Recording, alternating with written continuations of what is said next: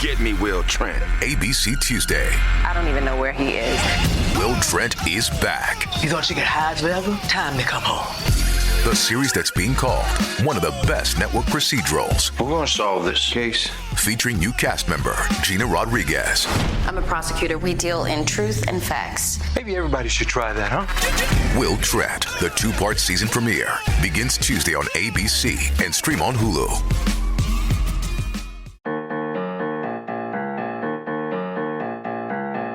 You're listening to the Reversing Climate Change podcast by the team at Nori, the carbon removal marketplace. This is a show about the innovators and entrepreneurs developing solutions to climate change. I'm only having one. And so I have thought about it.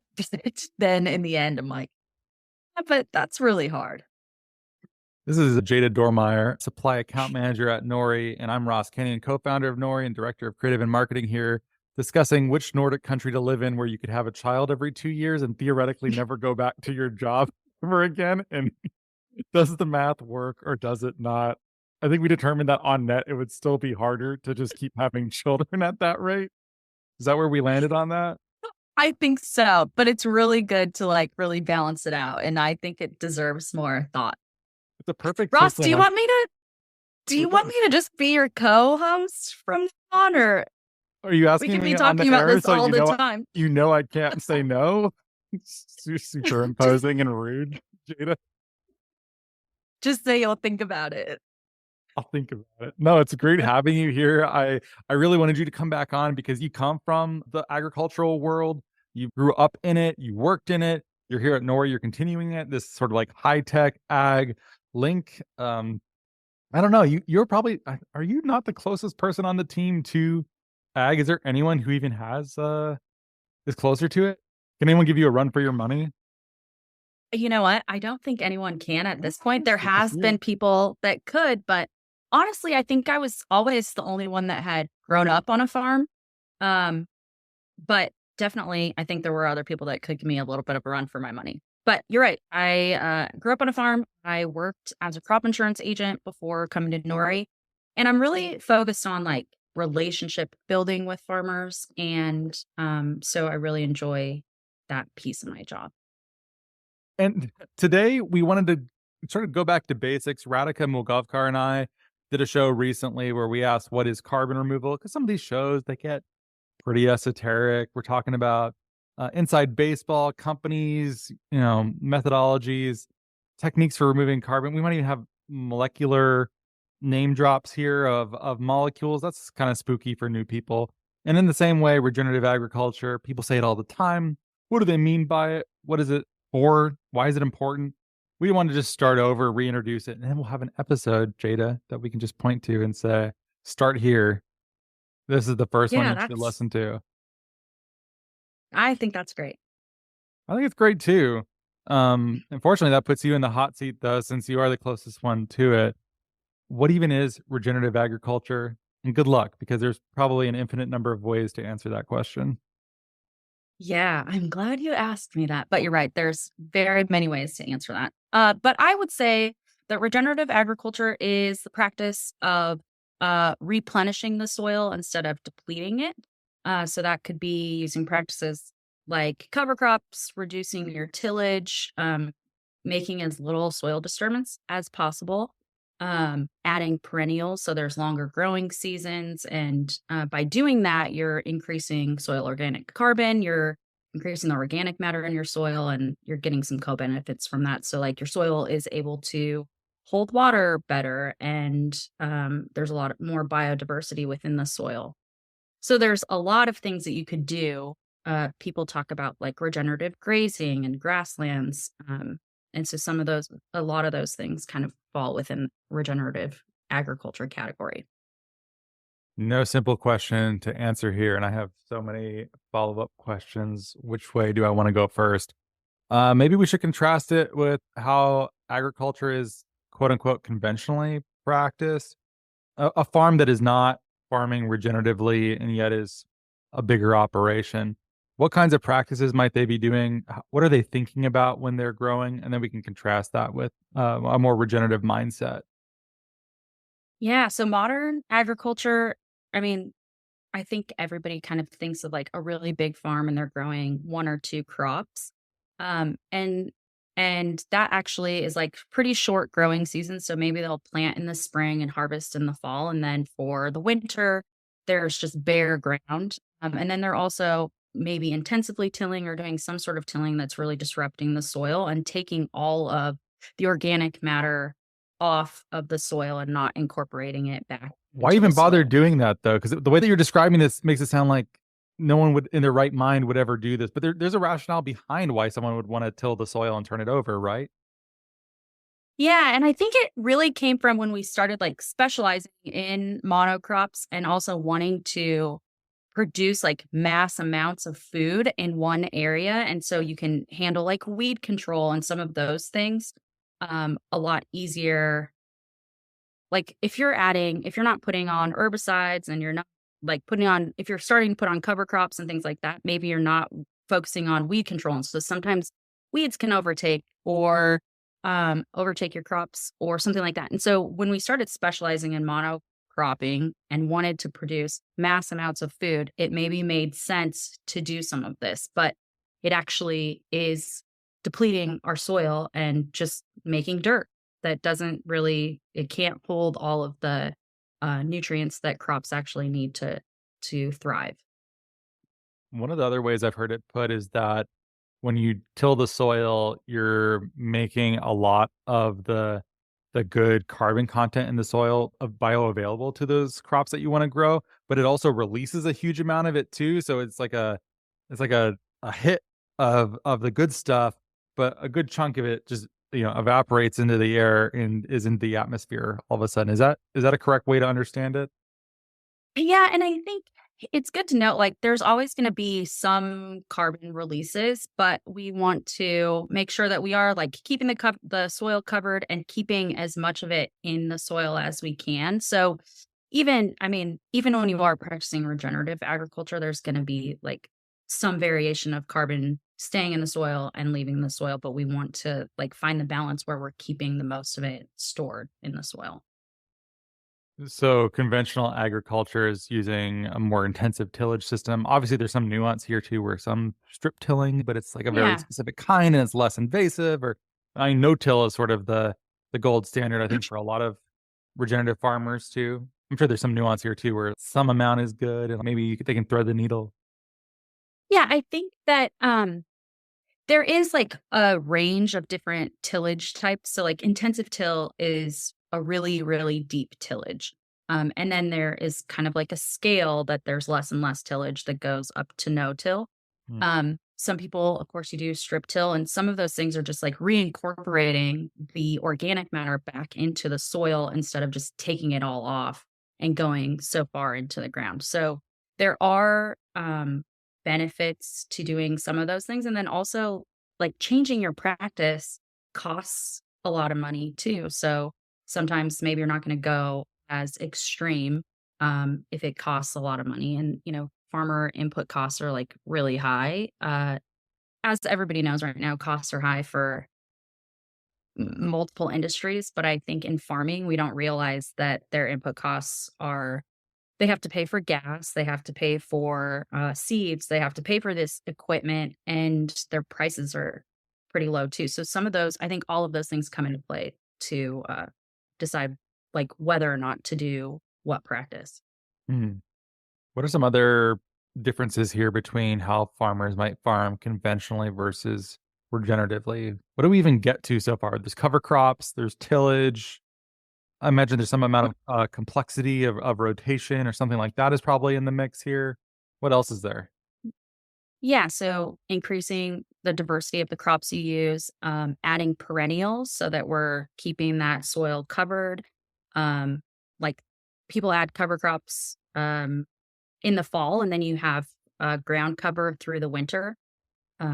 If you add like something as simple as farmers are typically growing spring wheat and instead start planting winter wheat, you have a longer growing season there. So um, having that plant growth through a longer growing season and then also like keeping the ground covered so like even wind erosion and those things don't aren't as drastic as they would be if you have bare ground.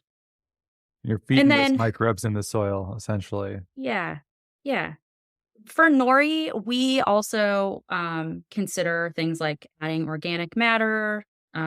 So, like litter or compost, that also increases organic matter. There's always like a conversation about if you're adding manure or something, there's also the conversation of where that's coming from in the methane loss. But um, but it also does increase soil carbon. So there's like a balance there too. Hmm. For regenerative farming, do you think it necessarily has to be a smaller farm? Are there big farms that can farm regeneratively, or does it have to be old McDonald's farm to truly be regenerative? Hmm. I think that may just be like somebody's opinion. I think anyone can farm regeneratively. Like on a small scale, you could have a couple of acres, or even I've talked to people that have regenerative gardens and are planting perennials, maybe native crops and things like that. That maybe it's not what we would think of as typical agriculture, but they are like working in the soil and increasing soil organic carbon and all the organic matter in their soil. And they're um, they have low soil disturbance and all of those things. In my like one of my dreams is to have a food forest someday. And anyways, I won't go into that, but something like that in your backyard, you could do something that small. And then for nori enrollment, we typically have farms about 2,500 acres on average, which some people might think is really big. And of course, there are bigger farms than that, but you don't have to transition your entire farm to regenerative ag if it maybe costs too much or something like we talked about. But I don't think there's a limitation to how big or small a farm can be. You just have to start employing the practices as needed and over time. Yeah, we've seen a fair amount of talk about this, about it always comes back to this omnivore's dilemma portion where Michael Pollan talks about the fights over organic labeling. And there were people who Hmm. were sort of true believers of organic, and that meant things, practices that were much more restrictive and much more inside of the organic ethos of like, you have to be a small farm and it should be, you know, hundreds of things all growing. It should be super complex and almost by necessity must be small and labor intensive. And then you'd have, big organic producers that would come along and they would restrict the use of certain types of pesticides and herbicides, but they were not practicing the more thoroughgoing organic way of farming. Um, Surely it's good on net that the big producers do that. That's where you're having huge land use changes, but it doesn't Hmm. give some people maybe the same warm, fuzzy sense as the smaller stuff. Like they'll see movies like The Biggest Little Farm or something like that, or see the stuff in Kiss the Ground, which I think is super cool as well. But Hmm. it maybe has a it takes more of an intellectual understanding maybe than the sort of emotional response that some of this media elicits. I actually think that potentially also could be because that's relatable to us. It's something Oh, that it's like, oh, on that scale, I could do that too. And it's oh, like I feel that big time inspirational. when I see it. Yeah, Yeah, yeah. me too. I mean, I'm like, I want a food forest. I've seen, how can I do this in my backyard? So I think it feels more close to home, but the earth, if we're thinking about it that way, like the earth doesn't care. And honestly, when you think about agriculture and farmers really haven't been in the climate conversation. And so I think even having big producers, just the fact that some of them are transitioning into adding cover crops, no-till, and these practices, it's a really good thing for one, the earth, for the rest of the country, and just like that we're all starting to think like, I can get co-benefits for this. Uh I can make a difference also, even though maybe I haven't been in a conversation in the past.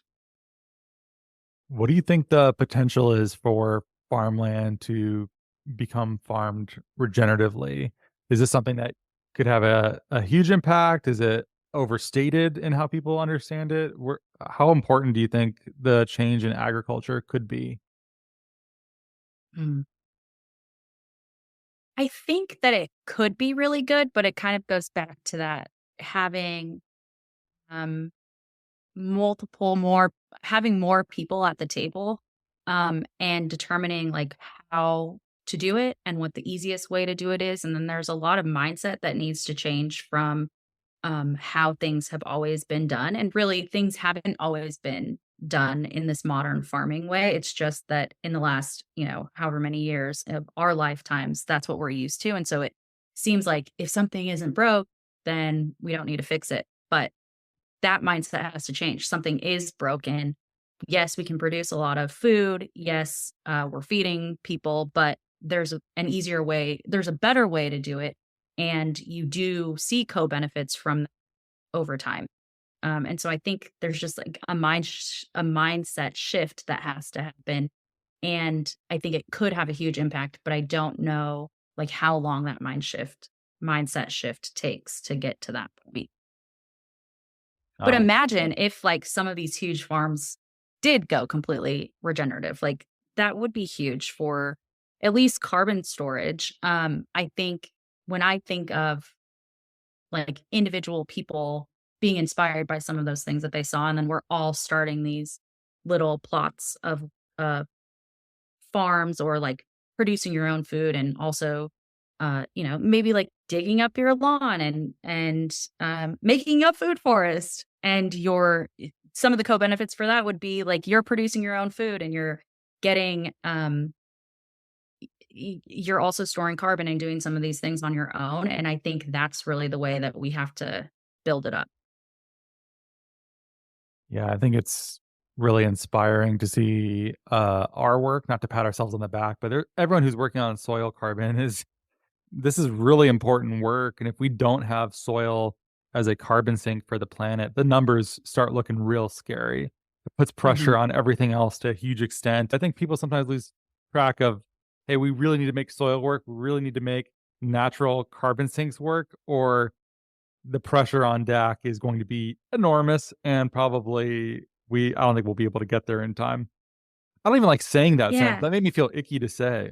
Ugh. That's scary. Yeah. Yeah. And I also think it's important to think about, it's not only, yes, that's true, but it also like puts pressure on our food system and all of those things too if we don't change. So there's so many reasons that we need to do this.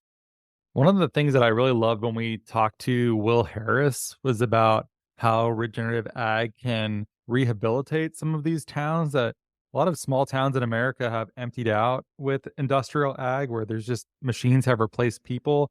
And being able to see rural good jobs on healthy farms as being a possibility for this, because a lot of times I think the switch for regen ag is also one that requires more labor than was previously done conventionally. And that actually can be a good thing that could, I don't know, I'm sure you've driven through some of these small towns in the hinterlands, and some of them have a spooky feel, or like they feel like they've just been hollowed out and deserted, and it doesn't have to remain this way. And regen ag could be part of that solution, I think. Yeah, I think Will too still like considers his farm like a family farm. And if you think about other family farms, like it's literally like the immediate family that's working on the farm. Because you're right, you need a few tractors. There's not a ton of other labor of outside labor you would need. But this builds so much community. And that's one of the things that I also like about it. If you're interested in this topic, we have so many podcasts with so many luminaries of regenerative agriculture. I'll include links to several shows in the podcast notes here, so you can check that out. If you go to nori.com, we have lots and lots of stuff written. All the podcasts are there too. You can also email hello@nori.com and get in touch if you have a question. But we have so much stuff online too, and podcasts, and we've been running our gabs here for years at this point. There's lots and lots of cool stuff we've talked about. This is only the barest scratching of the surface too. Agriculture is surprisingly robust. There's so much to it. There's so much hardcore intellectual thinking to it that we're not able to get into today for a little introductory show, but hopefully this whets your interest, and more to come. So thanks for being here, Jada. Yeah, thanks for having me, Ross. That was fun. And just let me know about the co-hosting. Oh, just God. kidding. Adding to my I was gonna say co-editing. You're adding to my editing duties right now. All right, cut. I'm so sorry. Cut. Thank you so much for listening. If you could please subscribe and give us a great rating and review on Apple Podcasts or a rating on Spotify, that'd be much appreciated. It helps us get our content out to more people. You can sign up for our newsletter at nori.com, follow us on social media, and we will catch you next time.